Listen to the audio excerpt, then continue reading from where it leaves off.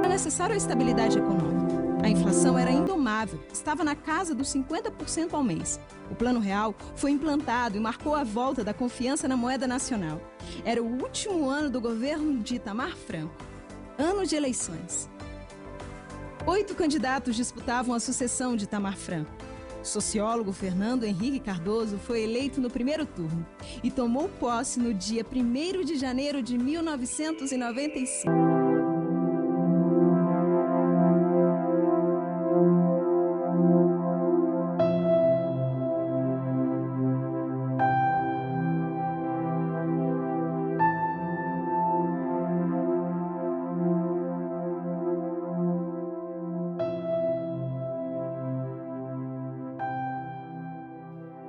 A história do Brasil de 1980 até hoje pode ser subdividida em 4 grandes momentos. O primeiro deles nós acabamos de analisar, é o período de 1980 a 1989, a fase em que a ditadura militar cede lugar a uma transição conservadora até a eleição presidencial de 1989.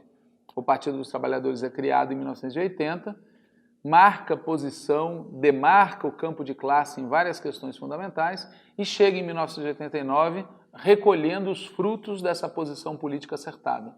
Quase ganha a presidência da República apenas 9 anos depois de fundado. Mas nós perdemos. O eleito foi Fernando Collor de Mello, um candidato apoiado pela Rede Globo desde o início, numa eleição presidencial que teve mais de 20 candidatos. Sempre é bom lembrar que em 1989 as classes dominantes estavam divididas, motivo pelo qual cada fração da classe dominante, cada partido político que representava os interesses da classe dominante lançou sua própria candidatura. A maioria dos partidos que disputou a eleição de 89 lançou candidato a presidente e a vice do próprio partido, sem nem mesmo fazer aliança com ninguém. O Partido dos Trabalhadores era uma das raras exceções a isso. O PT constituiu para disputar a eleição de 89 a Frente Brasil Popular, composta pelo Partido dos Trabalhadores, pelo Partido Comunista do Brasil e pelo Partido Socialista Brasileiro. E, no segundo turno, o PT recebeu o apoio do conjunto das forças de esquerda e também de importantes forças de centro, com o objetivo de impedir que o filhote da ditadura, como o Leonel Brizola chamava Fernando Collor de Mello, ganhasse as eleições. Mas o filhote da ditadura contou com o apoio da classe dominante, contou com o apoio do grande empresariado, contou com o apoio da direita e da extrema-direita e contou com o fato de que por anos e anos o povo brasileiro tinha sido privado da possibilidade de debater política. O resultado foi que ele, por pouco, vence as eleições presidenciais no segundo turno e começa a aplicar um programa neoliberal extremamente radical. Junto com isso, Fernando Collor de Mello desenvolveu práticas de relação com o público, de confusão entre o público e o privado, que renderam a ele um impeachment logo depois. Esse momento inicial do neoliberalismo no Brasil foi extremamente impactante porque coincidiu com um acontecimento internacional também muito sério, que foi a debacle do mundo construído ao redor da União Soviética. Essa debacle já tinha começado no próprio ano de 1989, quando ocorre um episódio simbólico, a queda do Muro de Berlim, e ela prossegue nos anos de 90 e 91, quando a União Soviética vai se aproximando do seu desmanche. E isso afeta não apenas a União Soviética, mas o conjunto dos países do chamado leste europeu e países fora da Europa que tinham relação com a União Soviética, como é o caso de Angola, como é o caso de Moçambique, como é o caso de Cuba, entre outros. O resultado é que naquele momento, 1990, as ideias neoliberais estavam em auge, em alta, e as ideias socialistas estavam em baixa. Mas aqui no Brasil, aquilo que ocorria em relação ao governo Collor de Mello criou a possibilidade de que um forte movimento político-social empurrasse o Congresso Nacional a abrir um processo de impeachment contra o presidente da República. Esse processo de impeachment tinha como foco o tema da ética na política e não aquilo que era o realmente devastador do governo Collor de Mello, que era a sua política neoliberal. O resultado foi que Collor foi afastado em 1992, Itamar Franco, o seu vice, com uma outra história, inclusive uma história vinculada ao nacionalismo e à democracia, exerce a presidência da República. Muitas pessoas imaginam que Itamar Franco vai deter a implementação do neoliberalismo no Brasil. Há setores do PT, inclusive, que defendem participar do governo ou apoiar o governo. Uma importante líder do PT à época, a ex-prefeita Luísa Erundina, chega inclusive a entrar no governo Itamar e ser ministra, motivo pelo qual ela foi afastada do partido numa reunião do Diretório Nacional do PT. Mas o que de fato aconteceu foi outra coisa. Foi exatamente no bojo do governo Itamar, em certa medida se aproveitando dessa imagem que ele tinha distinta do neoliberalismo grotesco de Fernando Collor de Mello, foi no bojo do governo Itamar que se construiu o Plano Real e que se construiu a candidatura de Fernando Henrique Cardoso à presidência da República. E nas eleições de 1994, novamente Lula é candidato e do lado oposto aparece a candidatura de Fernando Henrique Cardoso, candidato do Partido da Social Democracia Brasileira, associado ao PFL, ao Partido da Frente Liberal, que indica o vice-presidente da República, Marco Maciel, e ganham as eleições no primeiro turno. E, de 1995 em diante, aplicam pesadamente o programa neoliberal, com privatizações, abertura comercial, desregulamentações de todo tipo, e internacionalização da economia brasileira e um estímulo à financiarização. O resultado é, num primeiro momento, o de atração de capitais estrangeiros em grande escala, o que faz com que o governo Fernando Henrique conte com um certo apoio popular, porque aparentemente ele havia conseguido não só deter a inflação, como também havia conseguido fazer do real uma moeda forte, que era possível, em certo momento, ser cambiada pelo dólar na proporção de 1:1. Mas, por trás dessa aparência, as bases reais da economia brasileira estavam sendo destruídas. E isso vai ficar claro logo em seguida à eleição de 1998. Em 1998, Lula é candidato pela terceira vez e se opõe a Fernando Henrique Cardoso, que compra no Congresso Nacional o direito à reeleição. No Brasil, até esse momento, não havia reeleição, mas o governo do pulcro, do honesto e do acima de qualquer crítica Fernando Henrique Cardoso é responsável pela compra dos votos no Congresso Nacional e, com isso, ele é candidato à reeleição e, pela segunda vez, vence em primeiro turno a disputa. Mas, ato contínuo à sua vitória, ele é obrigado a desvalorizar a moeda nacional e a pedir um empréstimo no Fundo Monetário Internacional de mais de 40 bilhões de dólares. Ficou claro ali que o projeto neoliberal, que o programa neoliberal tinha levado o país à bancarrota e que nas eleições presidenciais de 2002 era chegada a hora de o PT governar o país. Por quê? Porque o PT havia sido, de 1990 até esse momento, o líder da oposição ao neoliberalismo. Claro que havia dentro do PT diferentes maneiras de fazer oposição, mais ou menos radical. Havia setores dentro do PT que tinham uma postura frente ao programa neoliberal que aceitava parte das premissas e parte das propostas do neoliberalismo. Outros se opunham de conjunto, mas aos olhos da classe trabalhadora, dos setores populares, dos setores democráticos, não havia dúvida nenhuma de quem liderava a oposição ao neoliberalismo. Era o PT. E com a bancarrota do neoliberalismo e com a desmoralização crescente do governo Fernando Henrique, coisa que ficou clara na crise energética, no crescimento do desemprego, na volta da inflação, na piora das condições de vida, estava claríssimo que o PT venceria as eleições de 2002. Claro que os neoliberais não entregaram o posto, assim sem resistir. José Serra foi candidato à presidência da República, dizia que ia dar continuidade, mas fazendo modificações ao que havia sido feito por Fernando Henrique, se apresentava como um crítico de aspectos do projeto neoliberal implementado por seu colega de partido, mas mesmo assim não teve condições de vencer as eleições. Foi Lula o vitorioso e com isso se abre uma nova fase, um novo momento na história do país, que é o momento caracterizado pelos governos Lula e Dilma. Lula governará por 8 anos, Dilma governará um mandato inteiro e depois uma parte até o processo de golpe.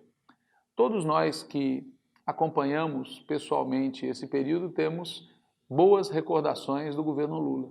Mas essas boas recordações referem-se ao período iniciado em 2006, especialmente, quando o governo Lula dá início a uma série de programas, a uma série de medidas, especialmente na política econômica, que ajudaram a alavancar o desenvolvimento do país. A fase inicial do governo Lula, em geral, se perde na memória das pessoas. Por quê? Porque nessa fase, grande parte da política do governo Lula era constrangida, era limitada, era impedida de ser executada pelo fato de que no Ministério da Fazenda e no Banco Central havia uma dupla que considerava que seu papel era dar continuidade ao programa neoliberal. Se nós formos à imprensa da época, veremos várias declarações do então ministro da Fazenda, Antônio Palocci, que considerava que ele estava dando continuidade à política econômica herdada do governo Fernando Henrique. Isso fez com que os anos de 2003 e 2004 fossem, do ponto de vista econômico, um tempo perdido. Uma pena gravíssima, porque naquele momento já existia o ambiente internacional que nos anos de 2006, 2007, 2008, inclusive, propiciou ao Partido dos Trabalhadores e ao seu governo uma oportunidade interessante para a economia nacional. A partir de 2005, os efeitos de 2 anos de uma política monetária e econômica muito ortodoxa, muito conservadora, muito social-liberal se fizeram sentir. Nas eleições de 2004, o Partido dos Trabalhadores sofreu um resultado negativo. No início de 2005, perdemos a presidência da Câmara dos Deputados para um deputado chamado Severino Cavalcante e logo em seguida, um senhor chamado Roberto Jefferson fez acusações gravíssimas contra o PT. Acusou o PT de ter comandado um processo de compra de votos no Congresso Nacional. Hoje, o próprio Roberto Jefferson reconhece que essas acusações eram mentirosas, que nunca houve processo de compra de votos no Congresso Nacional, que ele usou a palavra mensalão de propósito, pelo peso que essa palavra tinha, porque ela caracterizava um crime de responsabilidade, com o objetivo claro de chantagear o presidente da República e o Partido dos Trabalhadores. Mas, na época, isso foi a senha para um ataque brutal contra o PT, que se estendeu durante o ano de 2005 e parte de 2006, ataque que só não foi até o fim, porque, incrivelmente, o então pré-candidato à presidência da República pelo PSDB, Geraldo Alckmin, chegou à conclusão de que não valia a pena provocar o impeachment. Era melhor deixar Lula sangrar até ser derrotado nas eleições presidenciais. Eles não contavam com a capacidade de reação, em primeiro lugar, do Partido dos Trabalhadores, que no ano de 2005, quando muita gente, inclusive na própria cúpula do PT, dizia que o partido estava morto e acabado, fez um processo de eleição das direções partidárias em que se mobilizou mais de 300 mil filiados em todo o país. E isso fez com que o partido fosse para a ofensiva, ato contínuo, reconquistamos a presidência da Câmara dos Deputados com a eleição de Aldo Rebelo, do Partido Comunista do Brasil, para substituir Severino Cavalcante, e depois vieram as eleições de 2006, em que o Lula disputa contra Geraldo Alckmin, vai ao segundo turno e no segundo turno acontece um fenômeno novo, que é Alckmin desidratar. Ele perde apoios no segundo turno e Lula obtém uma votação esplendorosa, tendo feito no segundo turno uma disputa de projetos clara, acusando o seu adversário Geraldo Alckmin de querer privatizar o país. E tem início então o segundo mandato do presidente Lula, que vai de 2007 a 2010, que é a época que todos nós temos lembrança como um momento em que o país começou a implementar um programa de desenvolvimento que, se tivesse sido levado até o fim e se tivesse sido acompanhado de reformas estruturais, poderia ter aberto, de fato, uma nova etapa na história do Brasil. Como nós sabemos, esse processo foi interrompido com o golpe e também foi limitado pelo fato de que nos 2 mandatos do presidente Lula e no mandato da presidenta Dilma não foram realizadas reformas estruturais. Ou seja, não foi realizada a reforma agrária, não foi realizada a reforma tributária, não foi realizada a democratização dos meios de comunicação, não foi realizada uma reforma do sistema financeiro que acabasse com a ditadura que um grupo de 6 bancos privados mantém sobre a economia nacional. Não foi alterado o funcionamento dos aparatos de educação das Forças Armadas. Aqueles que cometeram crimes na época da ditadura não foram punidos como se deveria, como foram punidos em outros países do continente, em que aqueles que mataram, torturaram, desapareceram com corpos, sequestraram crianças, foram levados à cadeia, como se deve fazer, como manda a lei internacional, que considera crime contra os direitos humanos alguma coisa imprescritível. A verdade é que os governos Lula e Dilma contribuíram para melhorar a vida do povo, mas não fizeram reformas estruturais e, principalmente, não afetaram, não abalaram os instrumentos de poder da classe dominante brasileira. A classe dominante brasileira continuou controlando o poder. O PT estava no governo, detinha algum poder, mas o poder, no sentido mais amplo e geral da palavra, continuou com os mesmos, e quando eles se viram na necessidade e em condições, operaram o mesmo que operaram contra Goulart e contra Vargas, um golpe.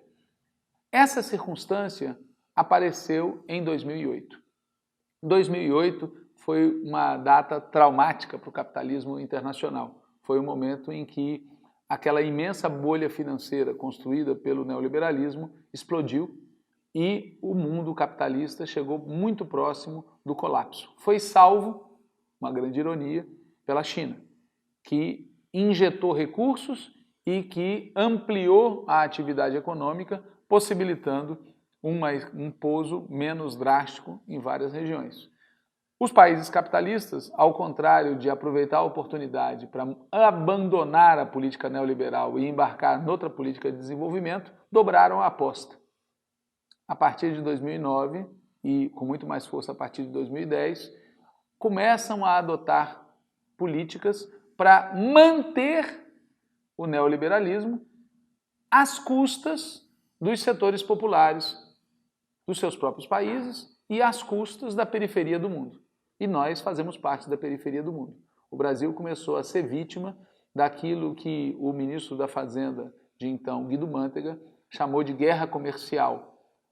Os Estados Unidos, para se recolocar no mundo, provocou uma enxurrada de dólares, desvalorizou a sua moeda para invadir os mercados com os produtos dos Estados Unidos. A China, para não ficar para trás dos Estados Unidos, acompanhou o movimento e o resultado foi que a economia brasileira foi sendo, pouco a pouco, estrangulada, enfrentando cada vez mais dificuldades.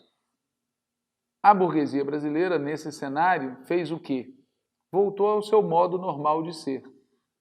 Durante o segundo mandato do presidente Lula, a burguesia brasileira lucrou muito, os capitalistas brasileiros lucraram muito, os empresários brasileiros lucraram muito. Não abriram mão de nada.